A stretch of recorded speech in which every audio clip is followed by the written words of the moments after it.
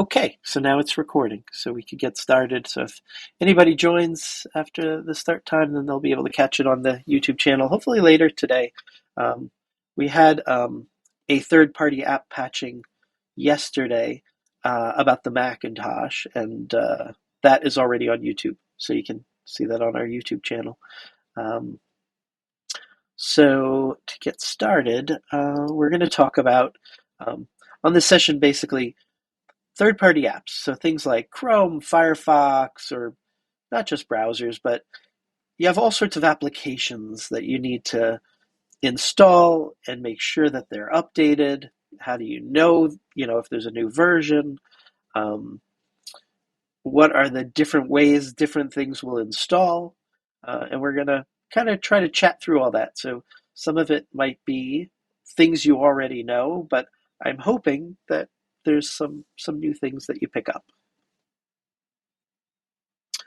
Okay, so I'm going to drop out of that slide. And, so the first thing I want to talk about is, you know, what kinds of installers that you get. You'll have some bit of software, right? And something like Notepad++, right? And you'll go to download the installer and the Hey Josh, install, can I yeah, interrupt for just a second? of course. I'm not seeing anything on the slide that I think should be showing something. It's just spinning for me. Maybe it's just me. Huh. That happened to somebody yesterday for a moment, and it was them, but anybody in chat, can you see my web browser showing Notepad++? Oh, so one person sees it. I think it's you. If it's like what happened Okay. yesterday, I think if you drop out and come back in, that it was working. Okay, Um, thanks. yeah. So, okay. So then that's a weird glitch that happened twice in 2 days. But let me invite Tony up because I don't know if he can pick two. Okay. So good. Does it look any better for you? It does. I can see it now. Okay, perfect. So something like Notepad++, you'll go to download it. It'll have, installers. Maybe it's an exe, maybe it's an MSI. Um, it has various switches, and also how do you know when there's, new versions of it? There's things like 7-zip that have so many different versions of installer. Um, and so you have to consider, am I installing this on Windows ARM 64, which if folks don't know, if you run Windows on a Mac in parallels with an Apple Silicon chip, it's running in ARM 64. So, you have to know what platform. You have to think about if it's a stub installer.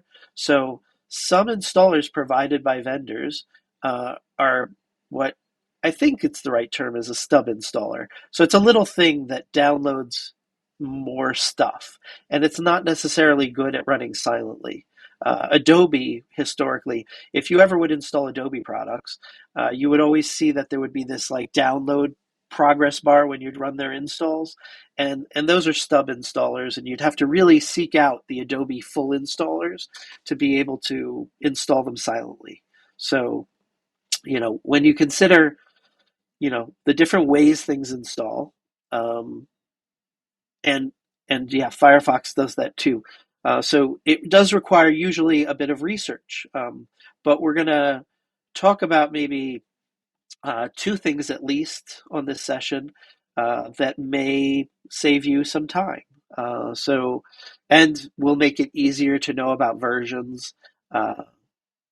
Pretty easy to install things, not much to think about. As long as, for instance, one of them is Winget, as long as it's in Winget, then really easy. Uh, so I wanted to talk about that. And one of the tools that makes things easier was this thing that I stumbled across when I was, looking into what we were going to talk about, and I'll paste it in the chat. Um, but this is a kind of a neat tool if you wanted to know like where's the MSI for something. So here's my Windows 11 machine. I'll maybe make this a little bigger so it's easier to look at. But this MSI downloader, kind of a simple thing, but you can pick different things. Like if I go to the Microsoft section and I get Teams, and then it downloads a zip file, and in the zip file, of course I can't open the folder. Actually, because it hasn't downloaded yet. So I picked one that was bigger, but I actually have an example that I downloaded and brought over to my Mac. So you can see for 7-zip, it grabs the MSI and, of course, a little advertisement for their tool, which makes sense. They want to drive more people to go to their tool, but this would be the regular MSI for it. So they've just made like this way to find MSIs for various things. So kind of a neat free thing that I found. Um, that I wanted to share in the chat. Right, so when you're working with installers, I wanted to show you that, I talked about there being EXEs or MSIs.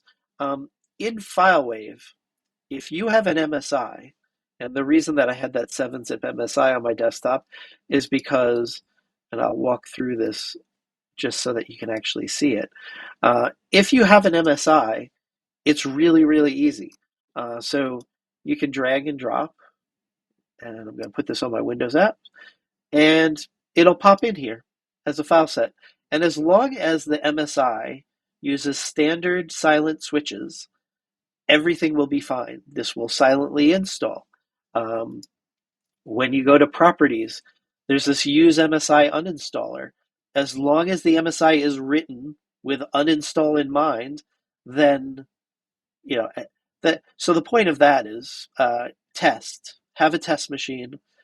Apply. If I was going to use this 7-zip, I would apply it to a machine, see that it appears, remove the association, see that it uninstalls, because not every vendor is good about using sort of standard switches for things.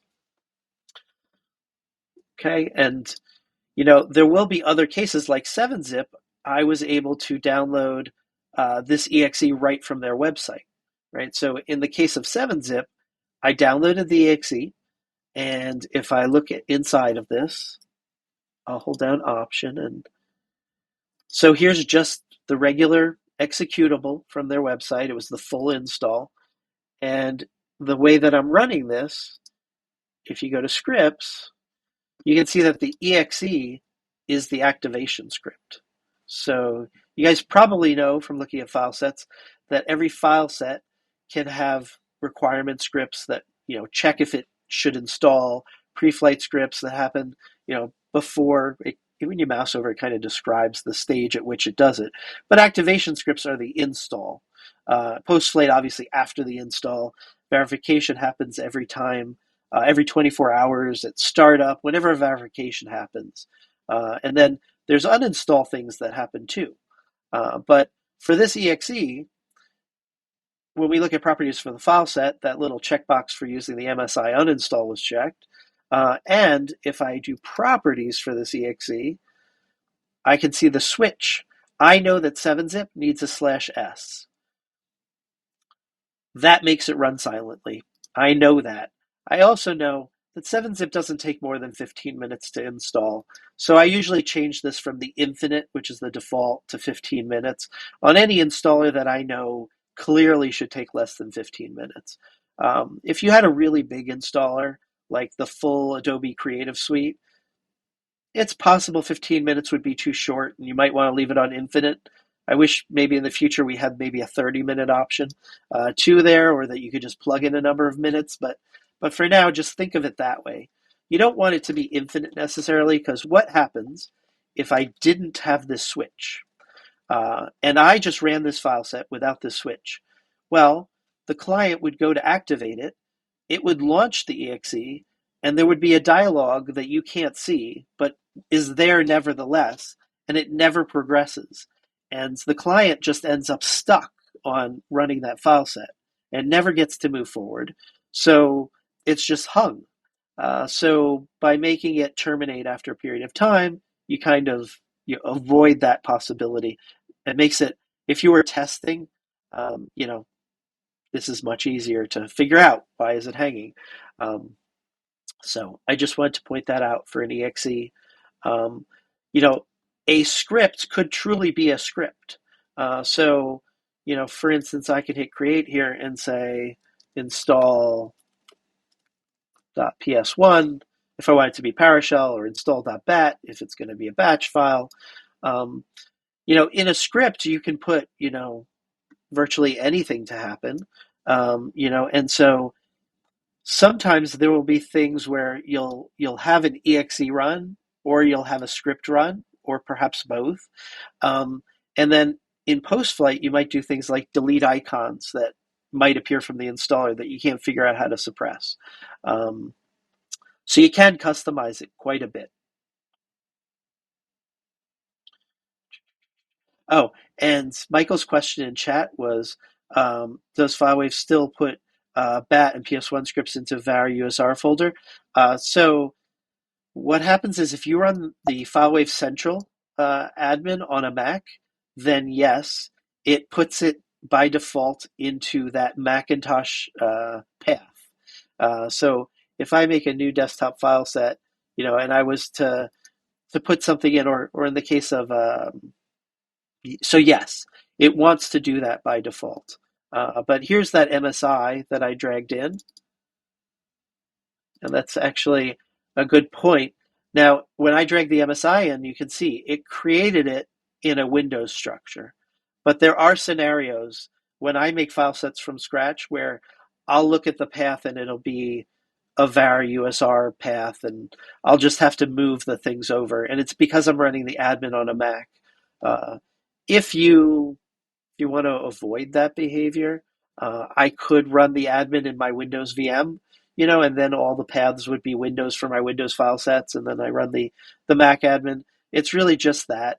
In the future, it'd be kind of nice to pick when you make a file set and say, do you want to default to Windows paths or Mac paths? Um, because otherwise, you can actually end up with it creating a var folder off the root. My Windows machine might have that to show.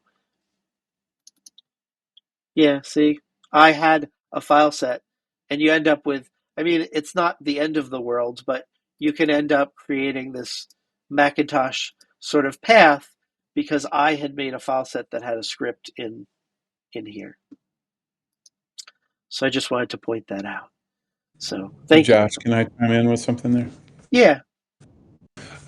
Two things. One, I wanted to go back to the MSI for just a second. I just wanted to mention one of the things that we're looking at doing on the roadmap here in the short term is to add options for MSI. So, but by default now, when you bring an MSI in, it runs with a /qn switch, which is the kind of so Josh was saying the standard to run something quietly with no notification is a /qn. I think we're going to expose that on the MSIs so that you can change them if need be. So that when you create an MSI, that it would show you the command line switches and you could change them. Because right now, the only way you can do that is to then build a batch file or something to run the install. So that's one of the things that we're looking at doing, and we likely could, while we're in there mucking about, we could likely change those default timeouts too and add some other options. The other thing I wanted to mention, what were you just talking about? Oh, the file The location. paths. Yeah. Yeah, yeah, yeah. You can, yeah, that behavior is um, is totally dictated by the platform. Mostly, we don't have a lot of things that are platform specific, but in this case, it is that particular behavior. So I don't know what the web admin does with that. So I'd have to Well, you test it. can't. But that's something So, we should fix. oh yeah, yeah, yeah, because you can create scripts in the web now, in anywhere. But you end up, that would be an interesting thing about what path it picks. But you end up with it if you just, so that everyone sees how you can end up in this problem. So I'm working on a Mac, but potentially building something for the PC. I go to scripts. I'll go and create an activation script. I'll say install.bat, because this is going to be my batch file. I hit OK. Now, FileWave doesn't know that this, I mean, it's a bat file, so obviously I know it's for Windows, but here you can see that the path ends up being this var. But if you wanted to fix this, right, because you don't want it to be the Windows one, you can actually go and you can drag this from where it is over to the program data, right? So there's this scripts here. So I could just find my script folder for this file set, and I could drag it up and drag it into over to the Windows place. So not perfect, but it is a workaround if you follow this workflow and you end up in the same place as I just did. Okay.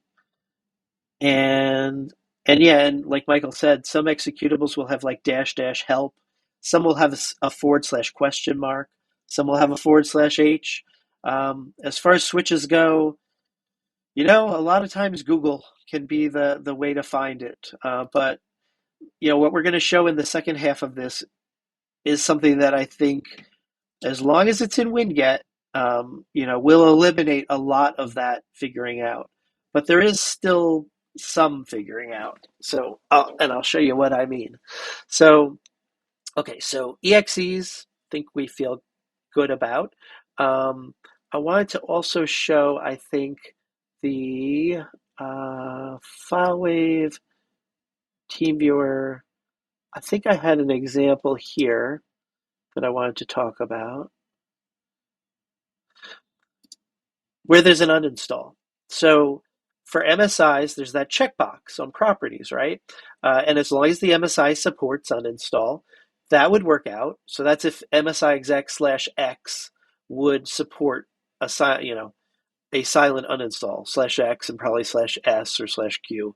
But if if not, or even if not, then, or if it's an exe that you're installing and there is maybe no silent switch, then you could put in a script that does it.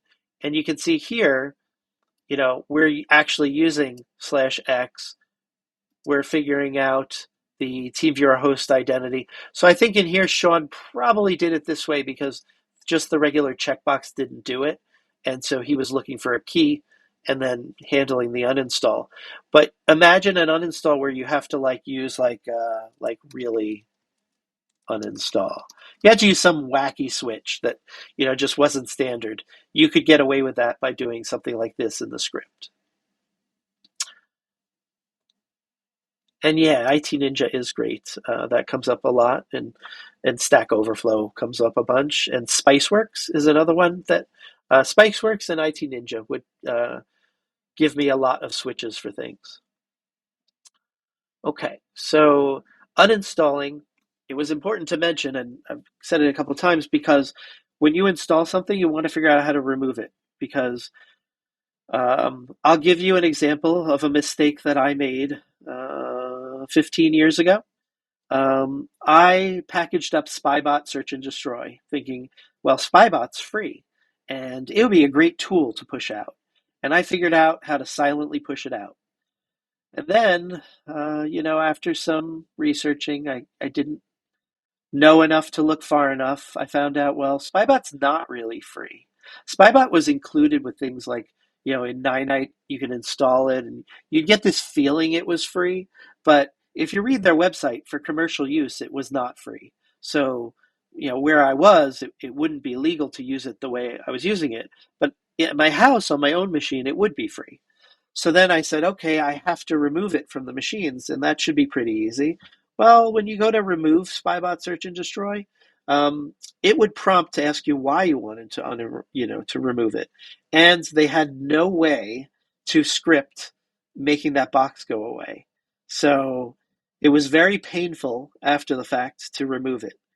So always test. Have a virtual machine you test on. It's easier than a real machine. You can do snapshots. Even me, where my primary machine is a Mac, I have this Windows instance where I can test things.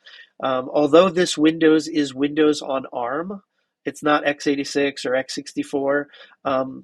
Everything generally works and behaves pretty similar to an actual Intel machine. Um, if you really want to be accurately testing, then run on Intel hardware, or if you use AMD's chips, run on an actual, not a VM on a Mac, or if it's on a Mac, on an Intel Mac, then you're really emulating an actual, Windows on Intel machine. But I find for most of my things that this works great. It's quick and easy, and Parallels will let you emulate Windows 11 on Apple hardware, and they partnered with Microsoft to be sort of the official thing. So I'd say Parallels makes it the easiest to spin up a Windows 11 VM. Okay, so let's see. So we talked about uninstall. Um, we talked about that little MSI tool that I shared. MSIs can potentially install silently. We talked about the timeouts. We talked about that you can use a script. But we didn't really make your life easier. Um, so let's make your life easier with Winget. And Winget is great.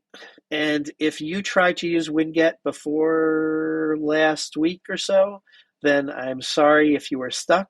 Um, I went through the articles, and okay, everything would have worked if you read through them and you did it on Windows 10.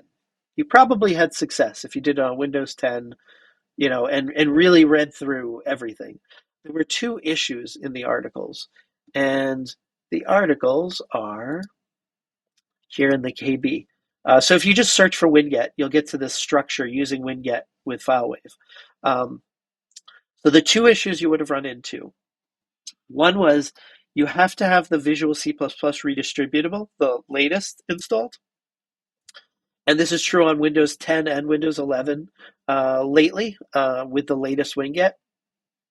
So that was actually in the authorizing Winget article. It was written in the digging deeper section. I missed it. I know other people missed it. So I made it more prominent in because so Tony wrote this and then I went through it and tried to follow it, and that's where I say I missed it. So if you actually read all of what Tony wrote, then it would work. But I didn't. So now in here there are two file sets. So we give you a Visual C++ redistributable installer, and it's very simple. It just fetches it from Microsoft. The one downside of this one is it fetches it directly from Microsoft. So if you have 10,000 machines or maybe more, you may not want to use this file set exactly as it is. You may want to download the actual exe and turn it into a file set that you push out in the normal way. I just wanted to make a simple process that would just work. Um, but definitely you may want to download it so that you can take advantage of your boosters, and not hit your internet gateway so hard if you were pushing this to a lot of systems. But you could try out if you want to get started with Winget. Grab this file set and grab this file set, and you will be in good shape. Assign it to one machine, and you'll see how it works. So the steps are: assign these two file sets to a machine. Then in this authorizing Winget. So Winget, when it runs, it wants to ask you, do you agree? Anyone that ever used like PS exec or the other PS tools has probably seen that the first time you run them, they want you to accept the license agreement. Microsoft is the same way with Winget. So what we did, or I should say what Tony did, was he had it accept the agreements in the custom field. So, if Winget happens to get upgraded, if Microsoft happens to throw that agreement thing up again, well, you don't have to worry because every 24 hours when custom fields would run, it would re-accept the agreements. So it kind of keep everything flowing, everything's fine. Um, but the point of this custom field is also to show you the version of Winget that's installed.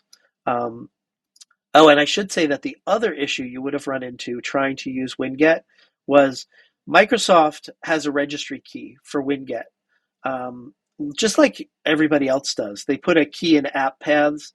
Well, they don't do that on Windows 11 with Winget. And so where Tony had some logic for the registry for Windows 10 that seemed to play out correctly, you would have had success. Um, it didn't have success for me on Windows 11, and it can also depend on who installed Winget as far as where it ends up. So you may have had hit or miss where it worked. I took a look at this and just changed it over to searching the file system. So not as fast or as great as looking through the registry, because registry is much quicker to look in a specific place. But this does work. You'll find when you run the script, it really does run pretty quick, but um, it's not as optimal as searching the registry. I just couldn't reliably trust where it would be in the registry. So for now, it's searching the file system. So you download this custom field, and if everything works correctly, then when you assign the custom field, and maybe I'll show you that in custom fields, I imported it. I clicked the import button and then brought in that file that I downloaded. It added a Winget version. And then to make it assigned, you have to check this assign. Well, you don't have to assign it to all devices. Like we said, you should really test things. I mean, we've tested this, but in your environment, you may want to assign it to just one device, which you can do by right-clicking on a device in the client's view, and you can assign custom fields and assign it to one, see how it plays out. Uh, but when you want to report across your entire environment, you're definitely going to want to assign it to all devices. And then that will basically look for winget.exe and run that script just like it is in the KB and output with a -v. And what you end up with is just like I have here. So this top machine is a Windows 10 machine. This is a Windows 11 machine. This is Windows 11 running on a Mac OS on Apple Intel hardware. So you can see in all three cases, I got the version number back, which would tell you when gets installed. It would tell you what version's installed. Um, and it would tell you that Winget is functioning. And uh, like Tony said, Winget, it's not designed to run a system. And if you do any Googling around Winget, there's a lot of people complaining that Microsoft made it this way. I think they might have done it for security reasons because they also made it so PowerShell. The system account doesn't know how to run PowerShell by default. We ran into that when we first released FileWave for Windows 11. You couldn't run PowerShell scripts or even batch scripts. Um, they've locked down system quite a bit, but the problem is even Intune has trouble with Winget because of what Microsoft did around the system account. So there's a lot of people that talk about workarounds and things, and the way that I've done this with searching for the exe was talked about by others, and there's even some extra tricks to do, I guess, to make it work on Intune. But what I have published right now should work for you reliably on Windows 10, Windows 11, and Windows 11 on ARM.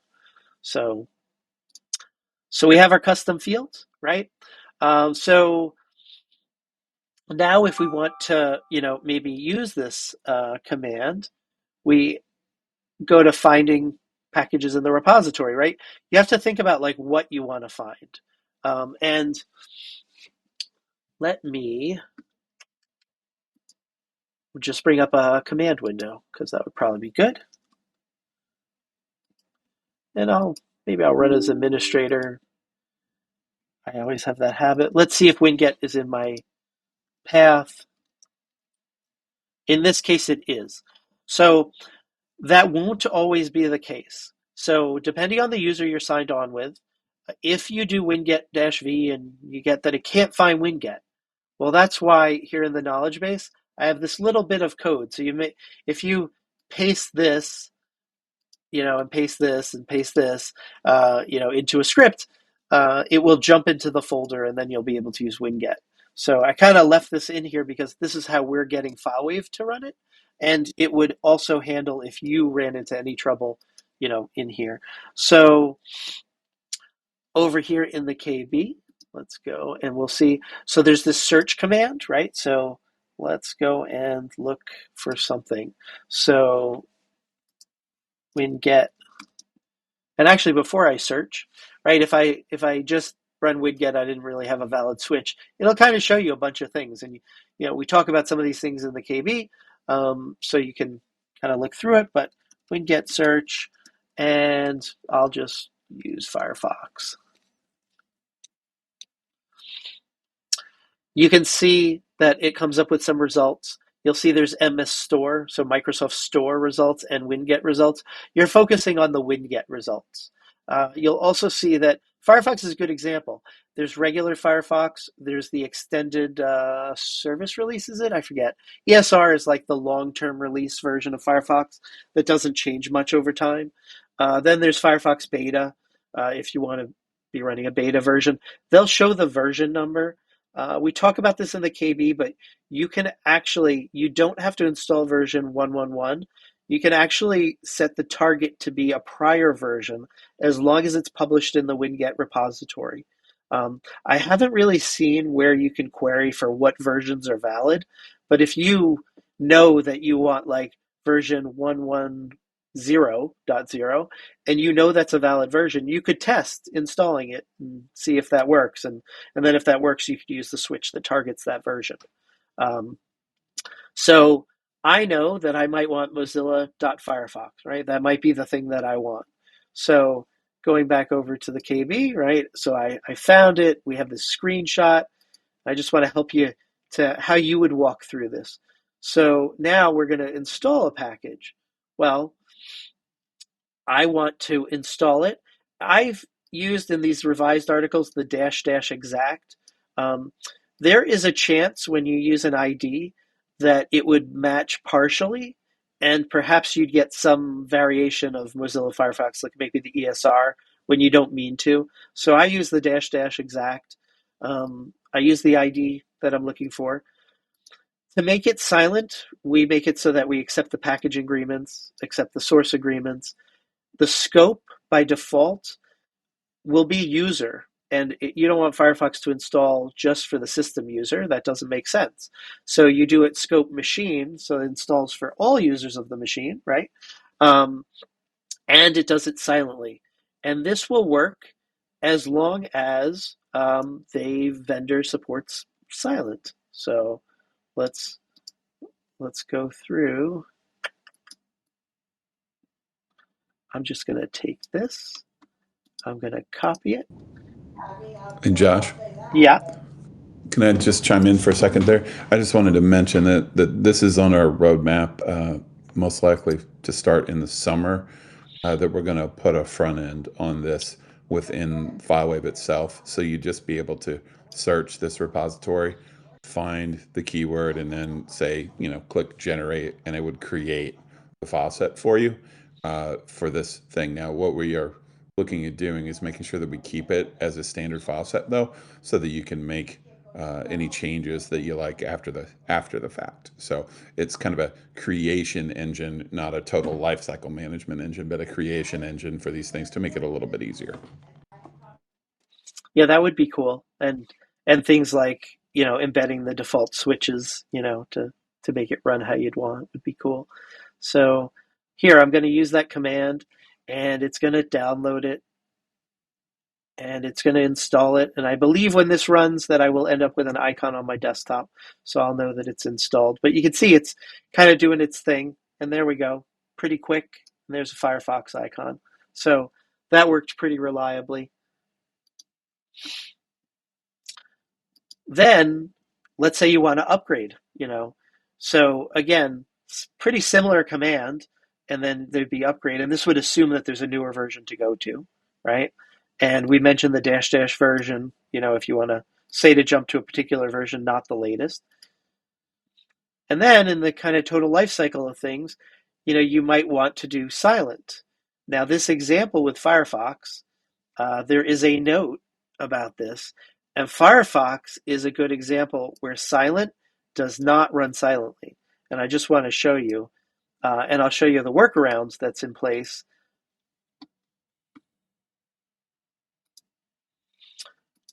Because I believe that you will see, I believe you'll see a prompt happen because I'm running it as me. Yep, there we go. So here's this dialog. Now, if I had run this through FileWave, this dialog would not be visible. yet it would be asking, hey, do you really want to get rid of Firefox? Well, I do. And so I'm going to go through and do this, which I can do because I'm doing it interactively, but it wouldn't work out well through FileWave. So there is a way around this, and we have an article. I started to add some recipes around Winget. So I have a Firefox recipe with a file set for you, and it uses this /s, which actually a customer, I don't know if he's in here, but a customer shared with me the switch to add. And so basically, the difference in this file set is that instead of using the Winget uninstall, it's actually using this Firefox official way to silently uninstall it. So we can still handle uninstall. It's just we're not doing it through Winget because Firefox Mozilla has made it so that's not possible.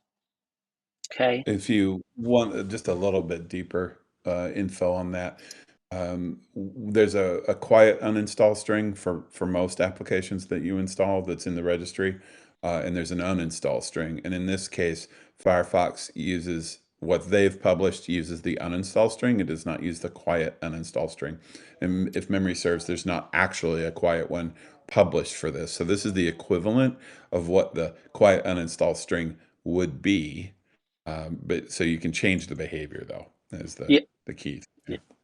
And if you want to And that's see, one of the main reasons that we want to keep these as regular file sets instead of just like a hidden thing where it just does everything for you, so that you still have the level of control that you can go in and change behaviors if you want to. yep, yep. And if you made it, this far where you uninstalled it like I did, right? And so you were testing and seeing how it worked. And in the case of Firefox, I would wonder, well, how do I really make it silent? And then I may have to do a little investigation if I didn't know this article existed. Um, so once you figure out, how to really make it silent, if it's one of these exceptions, then you'd be in business to kind of roll out a little further. And then this article, you know, can help you with understanding what stuff needs an update, because Winget can actually list out what's installed. And so if I'll do Winget list, so it'll list out what's installed, and as well as if there are newer versions available, depending. So you can see, like, here's one. So for the .NET SDK, I have 60406, but 60407 is installed. So if you have a good test environment that's representative of your user environment, then you can, do spot checks and see, like, well, what things you need update. Or you could technically use I guess, a custom field to maybe gather some of this information, because now you have a way to have Winget echo out into a custom field. So maybe you could do some reconnaissance about uh, certain things that are installed, and you're going to want to consider, is it a Winget thing, which is the last column, or is it something else? But for any Winget things, you should see current version and new version. There is even a command, I think it's Winget upgrade, that will even upgrade. You can actually tell it to upgrade all if you wanted, and it would go through and upgrade everything. Use caution with that, because you don't necessarily really want everything that Winget manages to go to the latest version. So, do some tinkering with it, but this is a really good tool.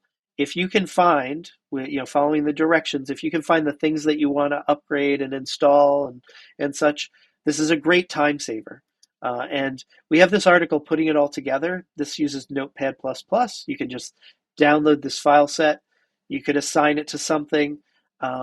It puts all the pieces together, and I'll show you in my Winget Windows. I have to go to File Sets in my Winget group here.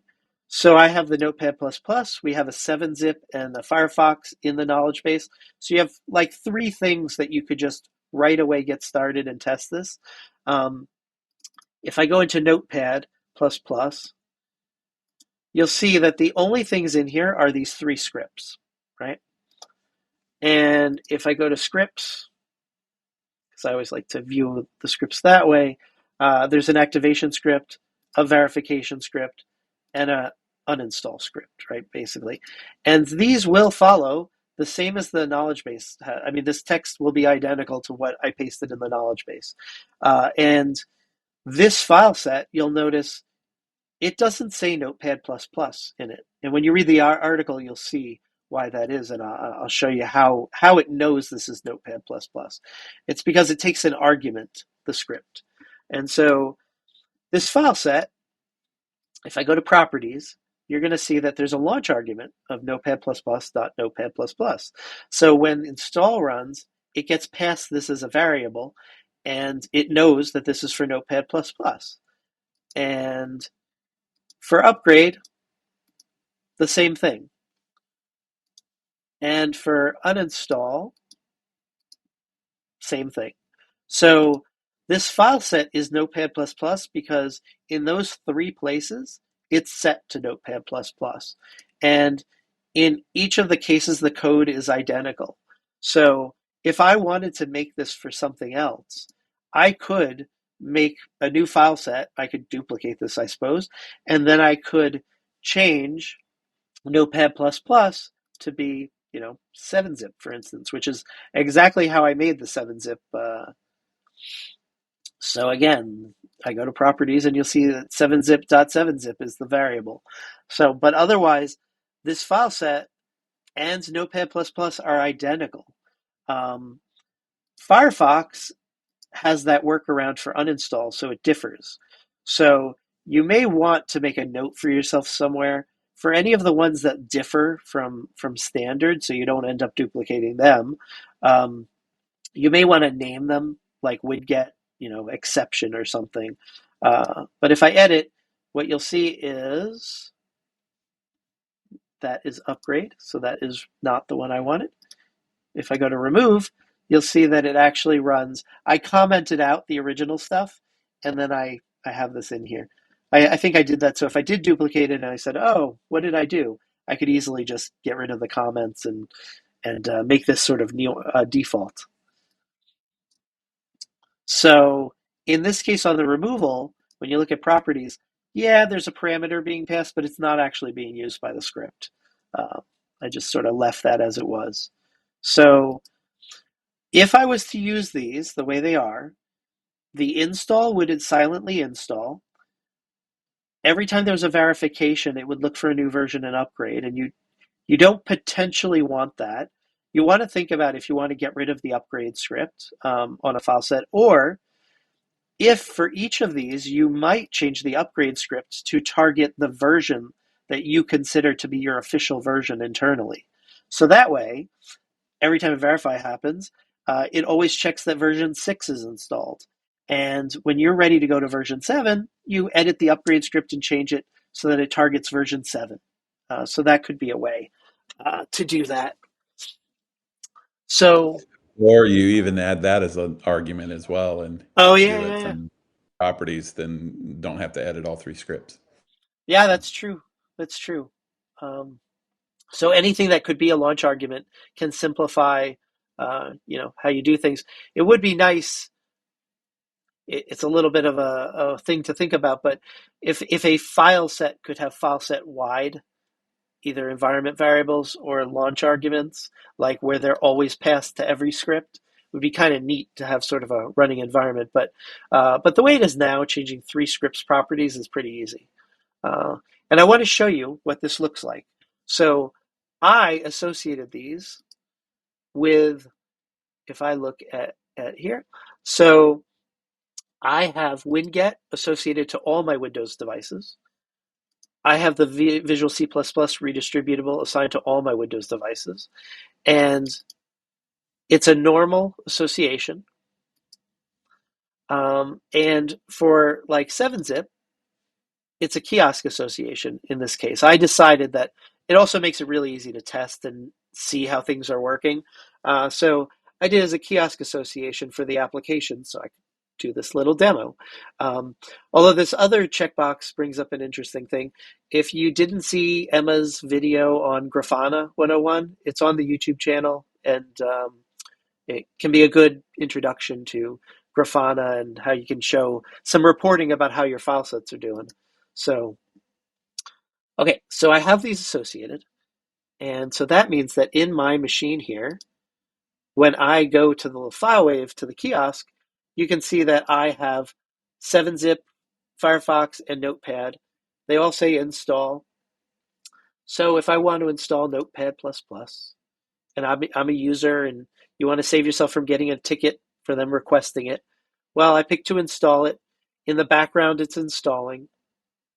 If I want to see, sort of what happened with the file set on the machine, you can go to Program Data FileWave, right? And then you can go to, and I always mess up paths in here. So you can go to the log for that file set. So if I look, so I just have to look for the ID number. So file sets, Notepad++ was 10122. 10122. So I can see, okay, the install log ran.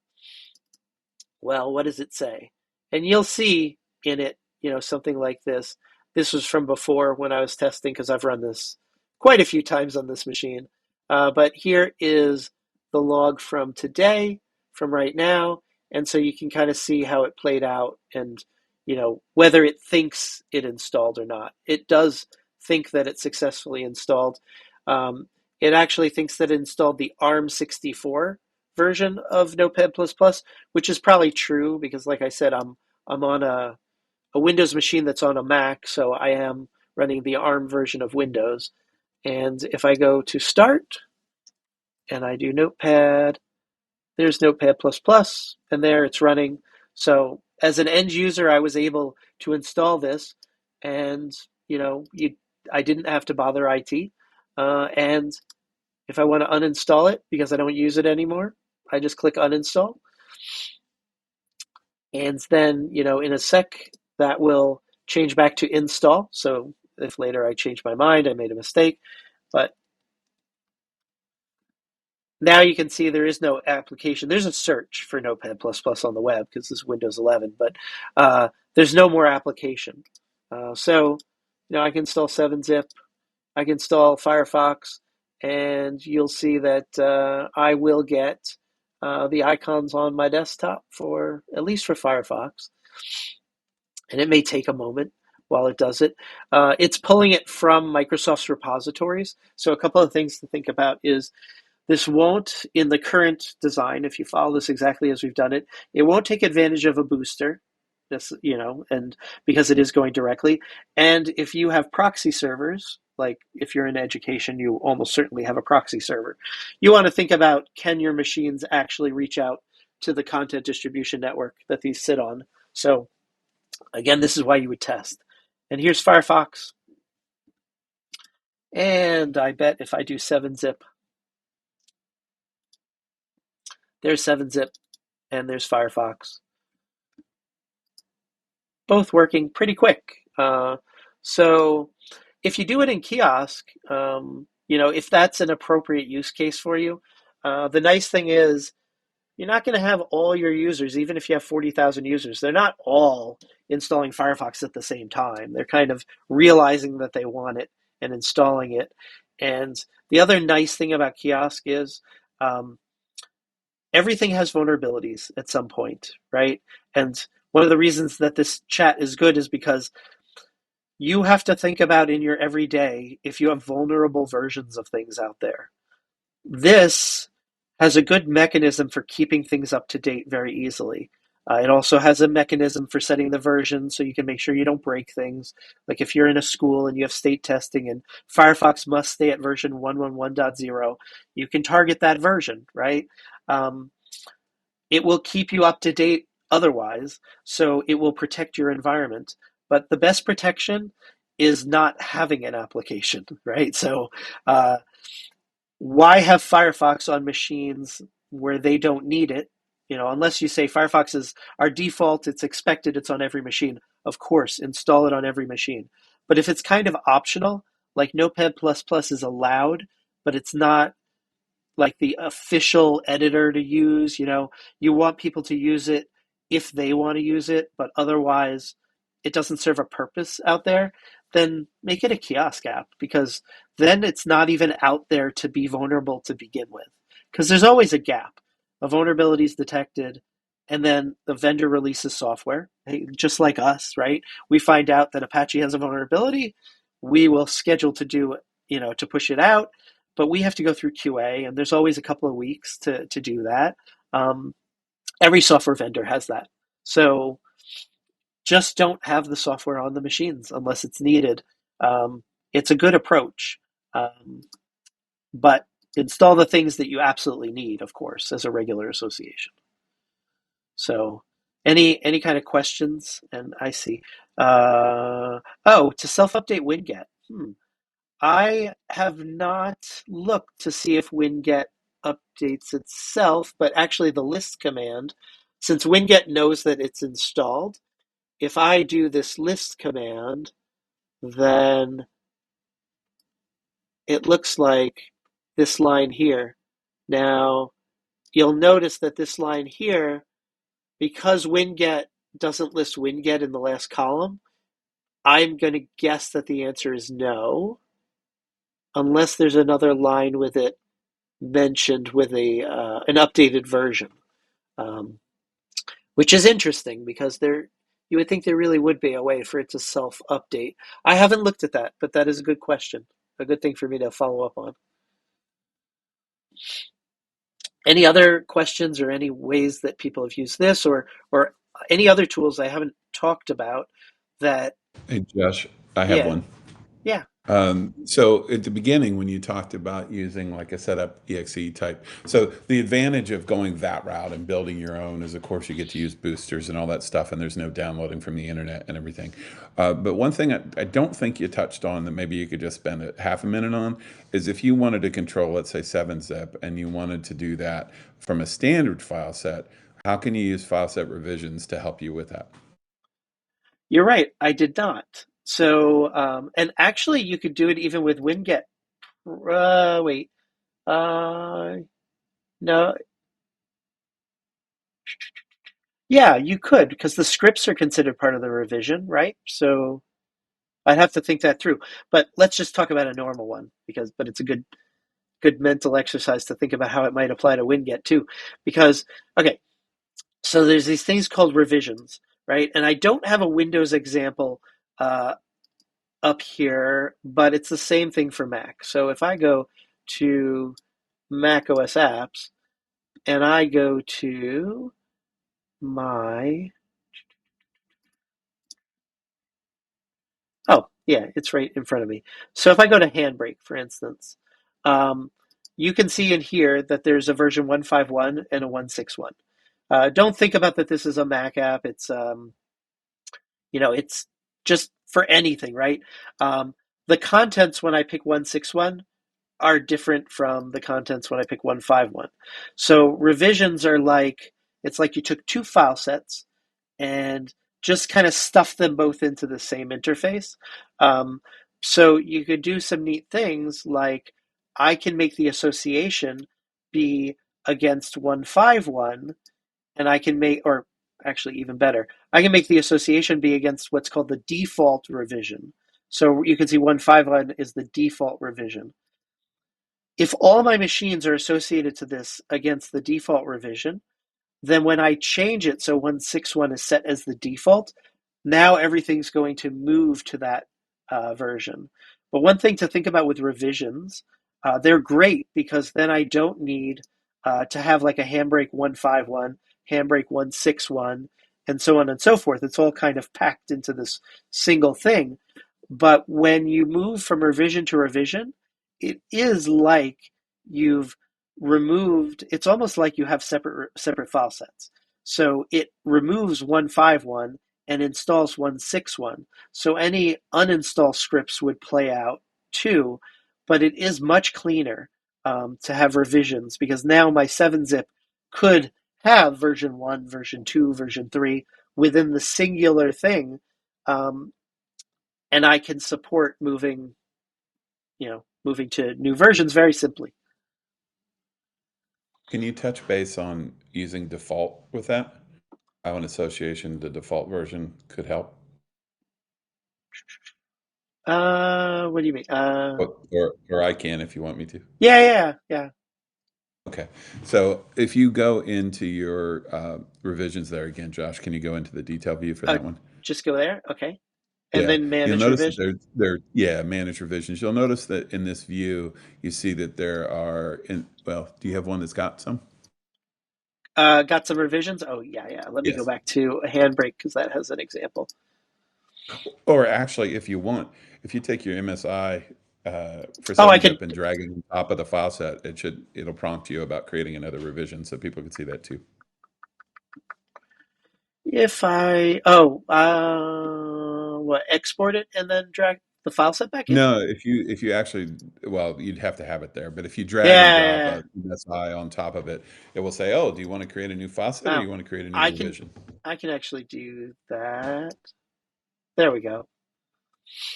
Right? And so you could say add to existing, and that will create a new revision within this current file set. So if we look at that now, you'll see that there are two revisions. So if you click on manage revisions, you'll notice that there are two of them listed. But one of them is actually set as the default. You see how it says default beside it, right? That's always going to be the first one that I create is the default one. And then when I add a new one, if you think about how you might work with like your patch testing groups, is you take the new one and you create an association or a deployment with your new revision to your patch testing group, right? And you test it and you know, okay, yep, it's all good. I've tested it. It's all perfect.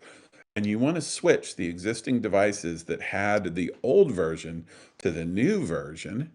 All you do is click the new revision and say set as default and it will change it. And then your association, as long as your association is set to use the default, that will then be an upgrade for every device that is using that. So you don't actually have to change the association at all. And you can name them like this, so it makes more sense to you. So you know what version they are.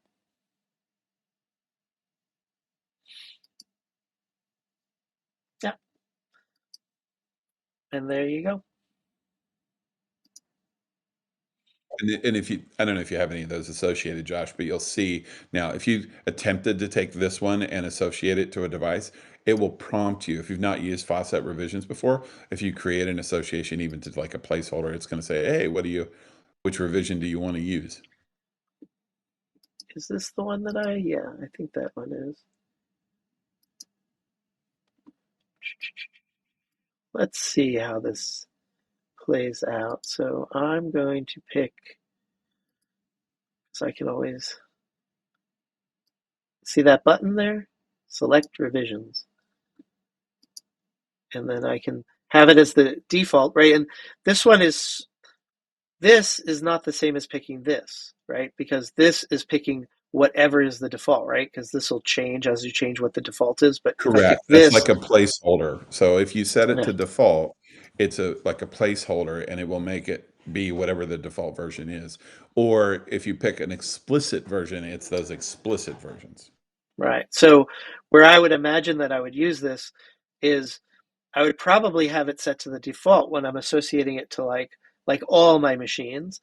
And then when I have a new version, I make a new revision and I associate the new version to some test machines, make sure everything works great. And then when I'm ready, I just go back to the file set, edit the file set, and manage revisions, and then set the new version to be the default. In this case, so you can change the default there, right? So the new version becomes the default, which then makes it so that this new version or revision would go to everybody that previously had the default one set. So and yeah, with the usual caveat that when you change revisions, it's what actually happens is, and maybe I could show this here. So if I go to manage revisions, you see how there's a file set ID for each one? Uh, it is truly like they're two separate file sets that are just sort of stuffed into this interface. So it does treat it like it removes 10165, and then installs 10167. So just think about that for your scripts in the file set and how that will all play out. So, okay. So we're right about at the amount of time that we allocated for this. Um, Tony, do you think I missed anything that we should talk about here? No, I think that was pretty much drinking from the fire hose for everybody. So I guess if anybody has any questions, we could you could be in chat or you could raise your hand with the little button on the bottom. Either way, happy to answer a couple of questions before we just wrap this up.